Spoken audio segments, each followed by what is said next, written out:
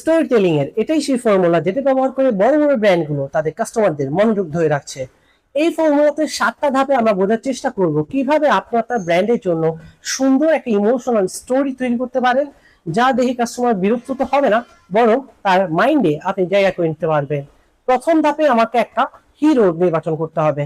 আমরা অধিকাংশ এই ভুলটা করি, হিরো হিসেবে আমাদের প্রোডাক্টকে উপস্থাপন করি অথবা আমাদের নিজেদেরকে উপস্থাপন করি। এই কাজটা না করে আপনার কাস্টমারকে হিরো বানাতে হবে। একটা চরিত্র থাকবে, সেই চরিত্রটা হবে কাস্টমার এবং সেই হবে আপনার চরিত্রের বা আপনার স্টোরি, আপনার গল্পের হিরো। দ্বিতীয়ত, সেই হিরোর একটা সমস্যা থাকতে হবে, নায়কের একটা সমস্যা থাকবে। কোন একটা সমস্যা, ধরেন আমি যখন গ্যাস্ট্রিক পাউডার বা পেটের সমস্যার সমাধান বিক্রি করছি, সেক্ষেত্রে নায়কের সমস্যা হইতে পারে যে পেটের অস্বস্তি, বদহজম, কোষ্ঠকাঠিন্য, এগুলো সমস্যা হইতে পারে। নাম্বার 3, একজন গাইড লাগবে যে তাকে বোঝাবে বিষয়টা যে তুমি যদি এভাবে এভাবে কাজটা করো তাহলে তুমি এই সমস্যা থেকে সমাধান পাইতে পারো, তুমি যদি এই কাজগুলো না করো তাহলে তুমি সমস্যা থেকে বেঁচে থাকতে পারো, তোমার গ্যাস্ট্রিকের সমস্যা দূর হয়ে যাবে। এবং সেই গাইডটা হইতে হবে আপনি কিংবা আপনার প্রোডাক্ট। আপনি যত বেশি গাইডের ভূমিকা পালন করবেন, কাস্টমার আপনার প্রতি ঠিক ততটাই লয়াল হয়ে যাবে, নিজেকে ওন করতে পারবে। কিন্তু আমরা নিজেরা দেখা যায় হিরো হইতে যাই, যার কারণে কাস্টমার তো আমাকে দেখেই না, বরং স্কিপ করে চলে যায়।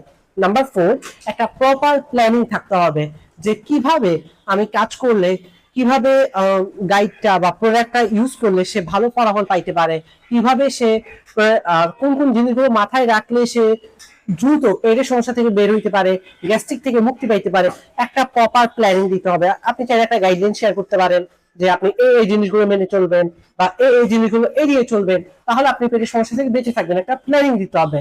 নাম্বার 5, তাকে অ্যাকশন নিতে বলতে হবে যে যেটা আমরা নর্মালি করি, যে আপনি চাইলে এখনই অর্ডার করতে পারেন আমাদের এই প্রোডাক্টটা। এইভাবে না বলে একটু গতানুগতিক থেকে বাইরে এসে আপনি চাইলে এভাবে বলতে পারেন যে আপনি চাইলে এখনই আপনার সুস্থতার জার্নি শুরু করতে পারেন আমাদের এই কথার কথা এই প্রোডাক্টের মাধ্যমে। এক্স ওয়াই জেড একটা প্রোডাক্ট, এই এক্স ওয়াই জেড প্রোডাক্টের মাধ্যমে আমি 100 দিলাম। নাম্বার 6, আপনার প্রোডাক্ট যদি ইউজ না করে তার কি ক্ষতি হতে পারে সেটা তাকে আগাম ধারণা দিতে হবে।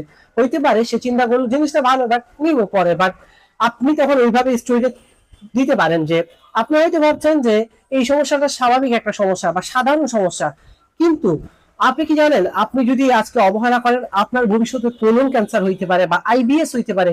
এভাবে বাস্তবিক যে সমস্যাগুলো তার লাইফে আসতে পারে সেগুলো তাকে ইনফর্ম করবে, তাহলে সে সময় না নিয়ে দ্রুত সিদ্ধান্ত নিয়ে নেবে।